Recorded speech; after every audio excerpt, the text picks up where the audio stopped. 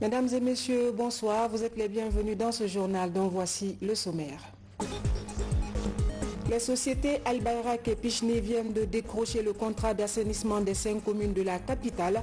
La signature des contrats a eu lieu ce matin à la primature en présence des partenaires au développement.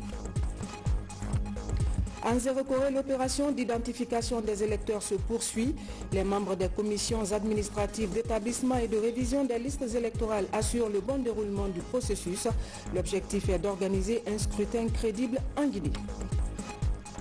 Comment réglementer l'utilisation des produits chimiques en Guinée? Les défenseurs de l'environnement étaient en conclave à Conakry. Ils veulent minimiser tout risque de problème lié à l'utilisation de ces substances. Bonsoir à tous. On commence tout de suite par cette audience au palais Serrotoria. Le président de la République a échangé avec les responsables du groupe turc Kalik Holding. Les discussions ont porté sur les opportunités d'investissement dans notre pays. Compte rendu, Sanassi Keita. Ces investisseurs ont été introduits au palais Sékou-Touréa par l'ambassadeur de la Turquie en Guinée. Ils sont du groupe Kalik Holding et évoluent dans tous les secteurs de développement socio-économique. Les entretiens entre le président de la République et les responsables de ce grand groupe turc ont gravité autour des sujets comme les mines, l'énergie et les travaux publics. Nous sommes très contents d'être en Guinée aujourd'hui avec ma délégation. Et bien sûr, nous avons écouté les idées de son Excellence, Monsieur le Président. Les sujets que nous avons soulevés avec Monsieur le Président sont les travaux d'infrastructure et de superstructure dans le pays, en Guinée. Les énergies renouvelables, hydrauliques, solaires. Nous avons également parlé des mines. En général, nous avons parlé de ces sujets-là. Dans ces domaines-là, nos équipes vont entamer les travaux avec les groupes que son Excellence, Monsieur le Président, a désignés. Donc nous allons tout de suite former les groupes de travail et commencer les travaux pour réaliser les sujets dont nous avons discuté. Voilà qui affiche leur volonté au président de la République.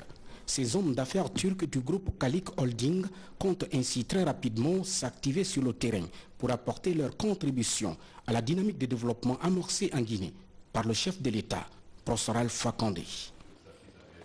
2 sociétés vont désormais se charger du ramassage d'ordures à Conakry. Les entreprises Al-Bayrak et Pichni ont décroché le contrat à l'issue d'un appel d'offres. La signature des contrats a eu lieu ce matin à la primature en présence des partenaires au développement. Reportage Ousmane Bangoua.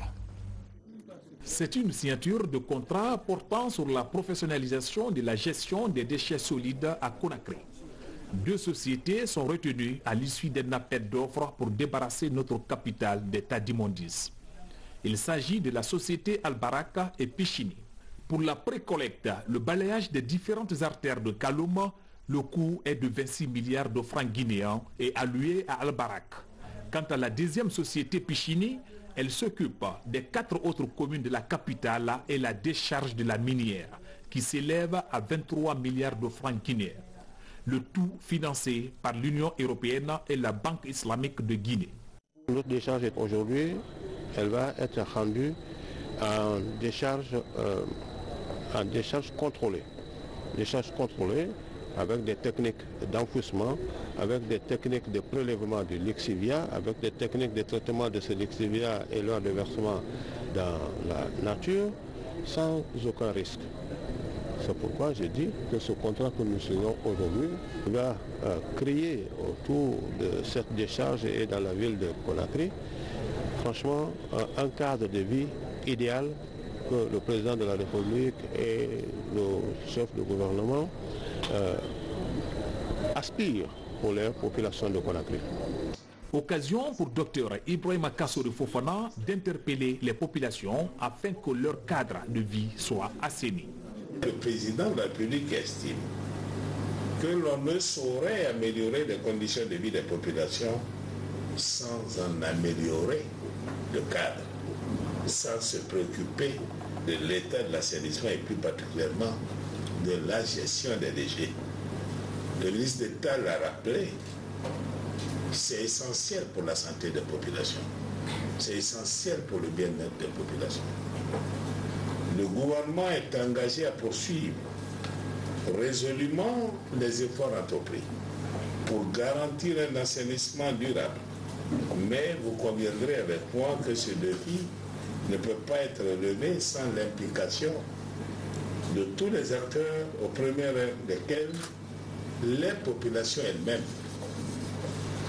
C'est un appel au civisme et à la discipline que je lance ici à travers les représentants de ces populations, les maires, les élus de ces populations, pour que Conakry retrouve son lustre d'antan, c'est-à-dire une ville propre, ordonnée et accueillante, où il pourrait faire bon vivre pour tous. La question d'assainissement est au centre des préoccupations du chef de l'État, professeur Alpha Condé. Ici, les partenaires au développement ont procédé à la remise des clés de 15 motos aux responsables en charge de 10 projets, permettant de faciliter la mobilité des agents sur terrain. Développement à la base avec le programme de l'ANAFIC, Agence nationale de financement des collectivités à Mamou. De nombreux chantiers sont ouverts dans la région. Plus de 2 milliards sont injectés pour booster notamment le système éducatif. L'idée est de répondre aux besoins des communautés en matière d'infrastructures scolaires. Reportage Kernos Mangalou. La ville carrefour de Mamou a choisi de mettre l'éducation au centre des projets financés par l'ANAFIC, l'Agence nationale de financement des collectivités. Dans les écoles Pétel et Madina Sieri, ouvriers et ingénieurs sont à l'œuvre pour réaliser des actions d'extension et de modernisation. Des chantiers pour la construction de bâtiments R+1 de part et d'autre. Chacune des deux écoles disposera de 6 nouvelles salles de classe pour mettre fin au système d'éducation par roulement. Ça pourra nous soulager à plus d'un titre. Nous avons 15 salles de classe, dont 12 en bon état, qui englobent ici 1269 élèves. Donc il nous faut faire, disons, des cours à mi-temps, passer toute la journée ici. Vous voyez, pédagogiquement, c'est quelque chose qui est un peu difficile. Des systèmes d'adduction d'eau sont également en cours d'aménagement dans les différentes écoles. À cela s'ajoute la construction de directions, un modèle de développement à la base qui tient compte des priorités locales, du choix de la commune pour ce qui est des projets, de l'entrepreneur et de l'ingénieur. L'évolution des travaux est quant à elle la préoccupation de tous les acteurs intéressés. Le lot 1, c'est à Madina Sieri. Les mêmes infrastructures prévues pour ici sont prévues à Madina Sieri, à l'école primaire de Madina Sieri. Ensuite, il y a la réhabilitation du poste de santé de Kimbeli. Et tout est en cours. Il faut louer les efforts du chef de l'État, le président professeur Alpha Condé, qui n'a rien ménagé avec cette initiative qui est une vision très éclairée, qui a permis l'allocation de 15% des ressources minières pour le plus grand bonheur des 342 collectivités locales de notre pays. Au total, 84 projets de développement sont en cours de réalisation dans la région de Mamou avec l'ANAFIC. Un nouveau tournant dans le développement communautaire. Les populations, elles mesurent la portée des infrastructures qui sortent de terre, aussi bien dans l'amélioration de leurs conditions de vie que dans l'image architecturale des localités impactées. Dossier économie, les travaux de la mission conjointe du Fonds monétaire et de la Banque mondiale se poursuivent sur la 4e revue de notre programme. La délégation a échangé avec les autorités de la Banque centrale sur la politique monétaire et les résultats en date des réformes engagées. Boubakarba. C'est un questionnaire d'une centaine de sujets qui a été soumis au gouvernement par la mission du Fonds monétaire quelques jours avant leur arrivée pour entamer les discussions sur la 4e revue de notre programme de facilité élargie de crédit négocié de commun accord. À la Banque centrale, plusieurs questions ont été développées avec chiffres à l'appui. Tous les éléments liés aux agrégats monétaires et bancaires, mesures structurelles et repères contenus dans le questionnaire ont été développés par les autorités de la banque. Bilan et situation monétaire intégrée de l'institution et des banques primaires, structure et fonctionnement de la politique de change, évolution des dépôts bancaires, bons du trésor et emprunts obligataires ont fait l'objet de discussions. Albertine Georgia, s'est également intéressée à la gestion de la liquidité conformément au statut de la Banque centrale qui détient les réserves de change gérées conformément aux règles définies par le comité d'orientation présidé par le gouverneur et du comité d'investissement présidé par le premier vice-gouverneur. On s'est concentré sur l'importance d'une gestion de la liquidité et de s'assurer que la politique monétaire reste en phase avec une bonne performance macroéconomique. Maintenant, on est en train de discuter avec les autorités leur intention en termes de politique économique et des réformes sur la part restante de l'année et pour l'année 2020, dans le contexte de la mise en œuvre de la loi des finances rectificative, mais aussi de la loi des finances 2020.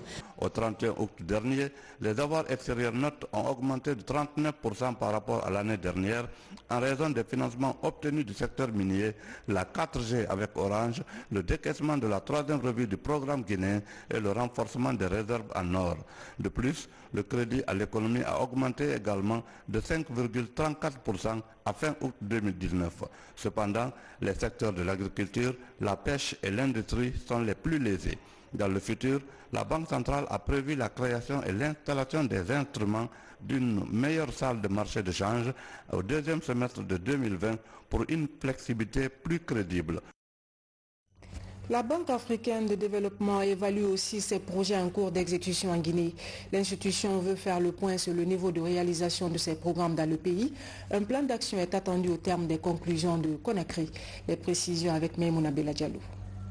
À la date du 2 octobre, le portefeuille actif du groupe de la BAD comprend 20 opérations avec un total d'engagement de plus de 568 millions de dollars.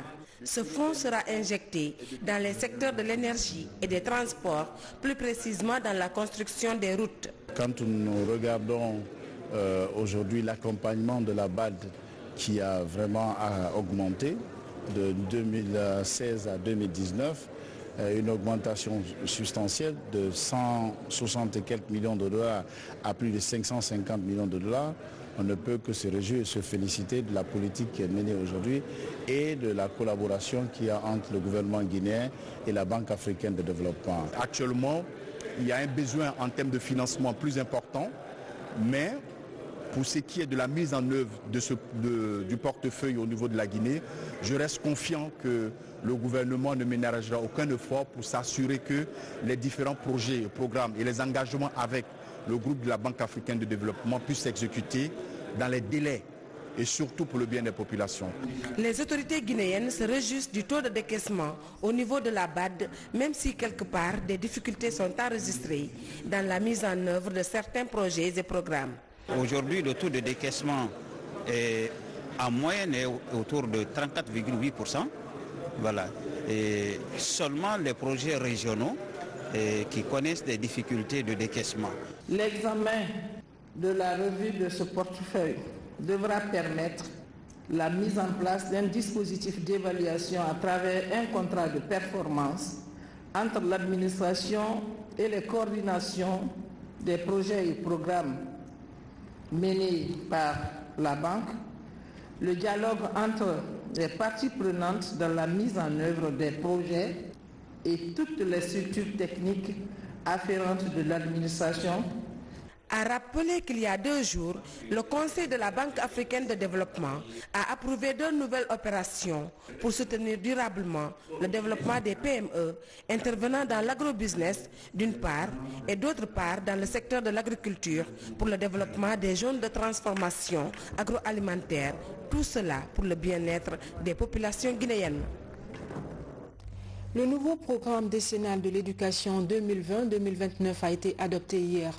Un document qui prend en compte les faiblesses constatées dans le système éducatif sur la période 2016 à 2019. Il est élaboré par les départements en charge de l'éducation et les partenaires techniques et financiers. Mohamed Salouba pour les précisions.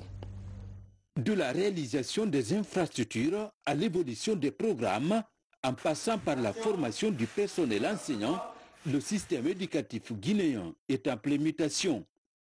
Pour accélérer les réformes, les cadres du département de l'éducation et les partenaires techniques et financiers échangent sur le nouveau programme décennal de l'éducation 2020-2029. Au bout de réflexions approfondies, le document de référence est validé. Il va servir de guide pour la qualification du système éducatif durant les 10 prochaines années. Le document programme appelé PRODEC, c'est le document qui donne les orientations, les principales orientations de l'éducation pour les prochaines années, qui donne les stratégies qui ont été développées, le cadre de résultats et le modèle de simulation financière qui nous a permis de faire une évaluation des besoins de financement. On a pu évaluer les besoins de financement. Le nouveau programme décennal de l'éducation est élaboré par le comité interministériel de l'éducation et les partenaires techniques et financiers. Il est le fruit d'une étude qui a permis d'identifier les défis auxquels le système est confronté depuis 2016. Les partenaires techniques et financiers ont participé à l'élaboration de ce programme. Cela présage déjà leur active participation à la mise en œuvre, n'est-ce pas, des activités du programme, n'est-ce pas, qui seront recommandées par le Partenariat mondial pour l'éducation et par l'ensemble des partenaires techniques. Ce sera 3 phases, une phase de 3 ans, une phase de 3 ans et une phase de 4 ans. Donc ça fera le programme décennal. Avec ce programme décennal, je crois que nous allons mettre en orbite l'éducation guinéenne pour le grand bonheur de l'école guinéenne, pour le grand bonheur du jeune guinéen qui ira à l'école.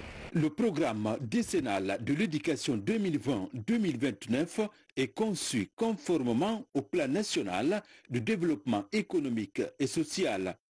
Il vient combler le vide né de l'expiration du programme sectoriel de l'éducation 2015-2017. À Bofa, le ministère des Investissements et du Partenariat public-privé offre des kits scolaires à certains établissements. Une action pour alléger les difficultés des parents face aux charges scolaires. Dans la localité, le geste est bien apprécié par les bénéficiaires. Reportage Falilou Diallo. Tout a commencé ici à l'école primaire de Fariga, l'une des plus vieilles de la localité, créée en 1962. Elle compte aujourd'hui 73 élèves, dont 28 filles. Ces écoliers reçoivent ainsi des kits scolaires, même exercice à l'école primaire de Katia, de Funtan et celle de Kia. Ce geste que nous venons de vivre va créer l'émulation entre les élèves. Ça va créer l'émulation entre les villages. Ça va créer l'émulation entre les écoles, entre les DSE et pourquoi pas entre les préfectures même. Mais il est encore insuffisant. Il faudrait que les parents nous aident encore à encadrer les enfants. Il ne faudrait pas qu'ils démissionnent devant leurs responsabilités. L'école aussi de son côté prendra toutes ses responsabilités pour que ses fils guinéens puissent étudier parce qu'ils constitueront la relève de ce pays. Ce geste symbolise la volonté du donateur parrain originaire de la localité à mieux qualifier le système d'enseignement. Dans une contrée où le manque d'enseignants et l'implication des parents dans la scolarisation des enfants se posent en termes de défis. La motivation est partie du fait qu'il y a de véritables besoins ici et qu'il faut encourager les parents à plus scolariser leurs enfants et aussi encourager les enfants à prendre l'éducation au sérieux. Et il faut savoir aussi qu'il y a beaucoup de projets et beaucoup d'investissements qui sont prévus à Bofa. Et il est important que les fils et les filles du terroir soient équipés pour qu'elles puissent saisir ces opportunités-là qui vont venir dans les années à venir. Au total, plus de 560 élèves vont bénéficier de kits scolaires pour cette première opération. D'autres écoles seront touchées lors de la deuxième phase, tout comme la concrétisation des doléances exprimées par les populations locales, que sont la réalisation des forages, la construction de nouvelles écoles, mais surtout la mise à disposition d'enseignants dans les écoles du Rio Pongo. Et puis la radio rurale de Pita renforce sa présence sur le terrain. Un site relais a été mis en place grâce au concours d'un fils du terroir. Le geste vise à élargir la zone de couverture de ce médium d'information de proximité. Cheikh Sanko. Cet ensemble de matériel appelé site relais, d'une valeur de près de 9 000 €, est offert à la radio locale de Pita. C'est un geste de Ba Ousmane, ministre d'État à la présidence, en qualité de fils du terroir. Ce matériel vient ainsi combler le déficit de communication que connaît la station locale de Pita. En remettant ce lot au ministre de la Communication, Le donateur a invité les bénéficiaires à la bonne utilisation avant d'exprimer quelques doléances.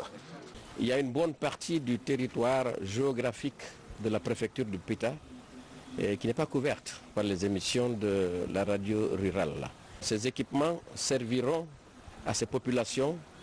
Je suis sûr qu'ils feront le bonheur de ces populations. C'est bien d'avoir les équipements, mais derrière ces équipements, il faut les ressources humaines. Satisfait du geste combien significatif du ministre d'État, le représentant des ressortissants de Pita a indiqué que la mise à disposition de ce site relais fera le bonheur des populations tout entières. Quant au chef de station de Pita, ce geste vient répondre à une des nombreuses sollicitations de ces populations. Tout remonte du besoin exprimé par quelques collectivités là où se trouvaient les zones d'ombre. C'est ainsi que Elhadji Ousmane Ba a promis de nous apporter un site relais pour Dongol Touma afin d'enlever la zone de silence, d'ombre des collectivités qui ne reçoivent pas les zones de la radio rurale. Tout en remerciant le donateur, le ministre de la Communication a mis un accent sur le partenariat avec l'ARPT et Orange Guinée qui assure le bon fonctionnement de ces radios. Nous prenons l'engagement de tout mettre en œuvre pour l'installation de ces équipements dans les meilleurs délais avec l'apport de nos partenaires dont l'ARPT pour l'obtention de la fréquence et Orange Guinée pour l'alimentation en énergie électrique et le pylône. Les questions relatives à l'engagement du personnel des radios rurales est en train de trouver sa solution sur toute l'étendue du territoire. Ce site relais va être installé à Dongol Touma pour assurer une desserte fiable de l'ensemble des zones de silence de toute la préfecture de Pita. À Nzérékoré, l'opération d'identification des électeurs se poursuit. Les membres des commissions administratives d'établissement et de révision des listes électorales assurent le bon déroulement du processus. L'objectif est d'organiser un scrutin crédible en Guinée. Reportage Salematou Kanté, Mohamed Bayansane. Alors l'objectif qui nous réunit ici ce matin, c'est bien sûr le lancement officiel de la révision des listes électorales. Mais la révision des listes électorales, il est nécessaire d'apporter les précisions, se passera en 2 étapes. La première étape va concerner bien sûr l'identification des anciens électeurs qui existaient déjà dans la base de données. La deuxième phase de la révision va concerner l'enrôlement biométrique. Ça, c'est à travers les machines, comme vous le savez habituellement, c'est des kits qui viendront. L'électeur passe, il met ses empreintes, c'est-à-dire ses doigts sur l'écran et on fait la capture de photos. C'est parti donc pour la révision des listes électorales ici à Nzérékoré dans le quartier Nye de Sokura. Nyankoy Simon Onomou est la première personne à être identifiée. Mon arrondissement précédent, ils ont vérifié, effectivement ça correspond aux différentes informations qu'ils m'ont données. Par après, ils m'ont donné un programme de m'y rendre après une semaine pour voir la suite. Parce qu'il doit y avoir aussi une seconde opération pour l'enrôlement des nouveaux électeurs. Le préfet de Nzérékoré a salué le choix du quartier pour le lancement des activités avant d'inviter les uns et les autres à la transparence et à la sérénité. Aux électeurs, leurs tâches, aux membres de la commission, les leurs.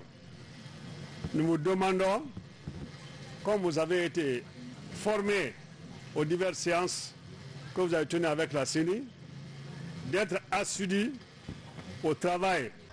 Le commissaire superviseur et sa suite ont sillonné quelques quartiers de la commune urbaine de Nzérékoré pour s'assurer du bon déroulement des activités de la commission administrative d'établissement et de révision des listes électorales KERL. Toujours dans la perspective des législatives 2019, la CENI met les bouchées doubles. L'assemblage des équipements d'enrôlement est terminé. Le comité de pilotage était sur les lieux pour suivre les travaux. Des machines devant servir à la révision biométrique des électeurs sont aussi sur place et devraient permettre l'établissement d'un fichier avec tous les paramètres d'une liste électorale. Seydou Diallo. C'est dans ces entrepôts de diversement, 6 au quartier Almamia, que les kits mis à la disposition de la CENI par le gouvernement sont stockés.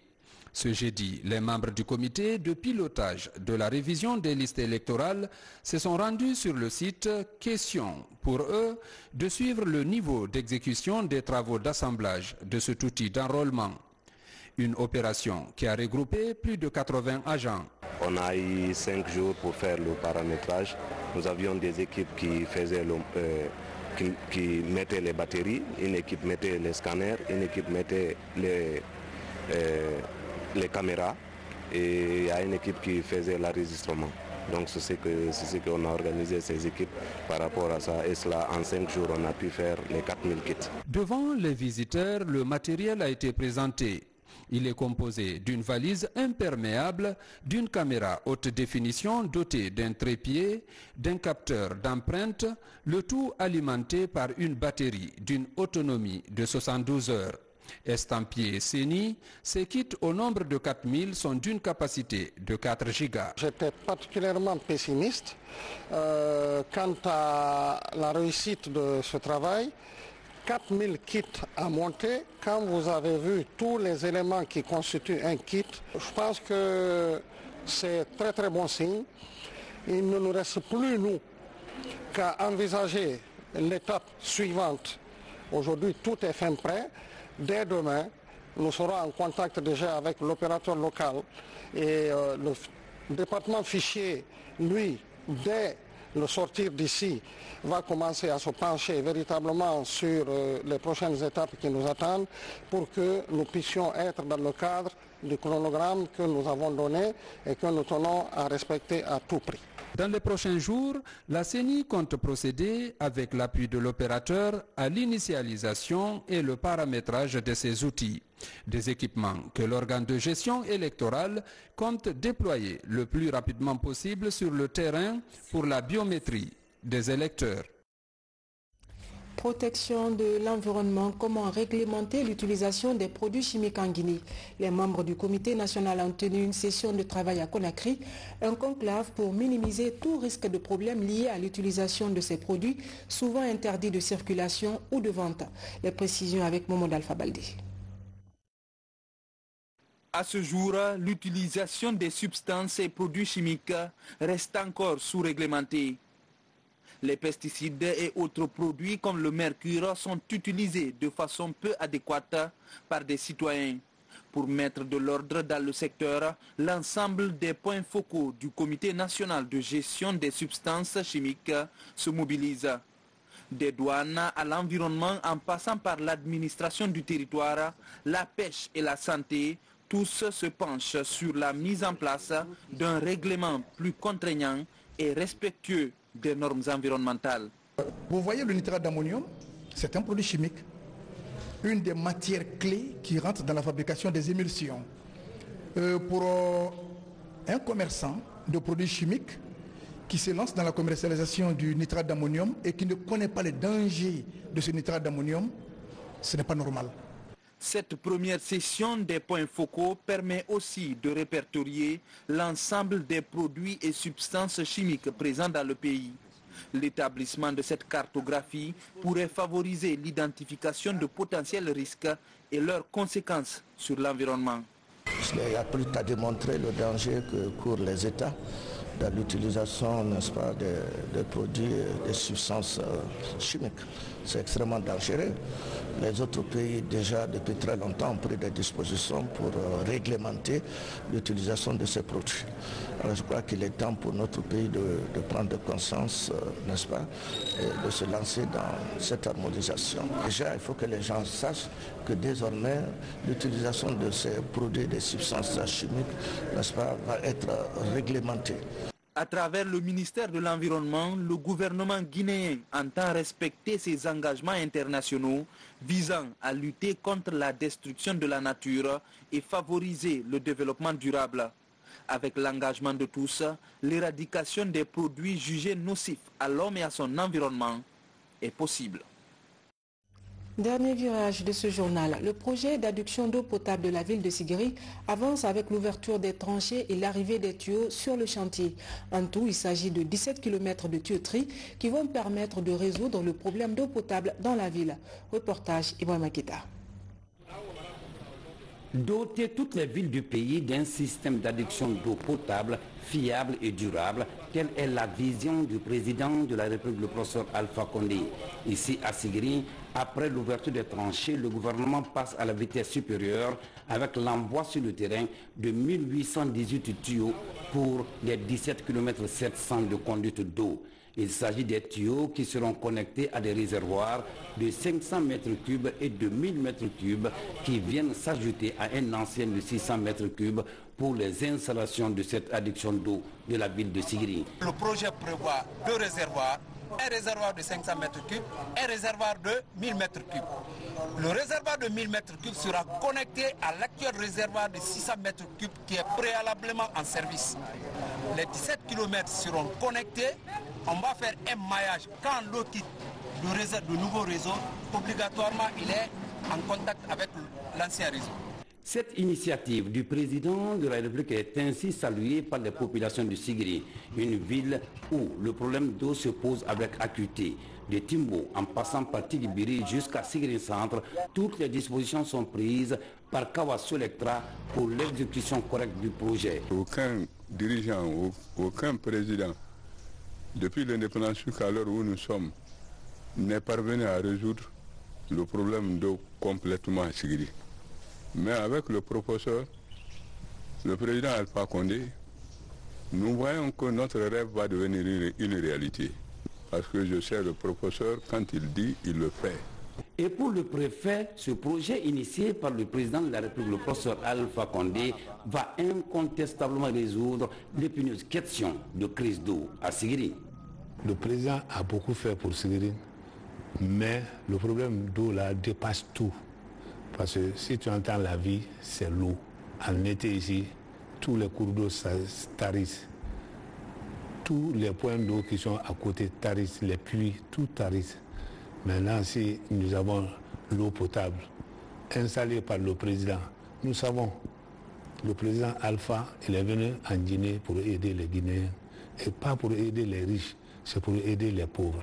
Malgré le retard que ce projet a enregistré, le ministre rassure de la poursuite normale des travaux et l'ouverture très prochaine du même projet dans d'autres villes. Le président de la République, vous le savez très bien, veut doter toutes les villes de la Guinée d'adduction d'eau potable en faveur des populations. C'est ainsi que ce projet a été initié et le président de la République a démontré à travers la création d'un ministère en charge de l'eau que l'approvisionnement des populations en eau potable était une préoccupation majeure. Ici à Sigiri, bientôt la fin du manque d'eau qui pesait sur les populations. Cela grâce à la volonté et à l'initiative du président de la République, le professeur Alpha Condé. Voilà, mesdames et messieurs, c'est la fin de ce journal. Merci à vous tous de l'avoir suivi. Demain, à 20h30, vous serez avec Makale Souma pour la grande édition. Moi, je vous dis bonsoir et à très bientôt.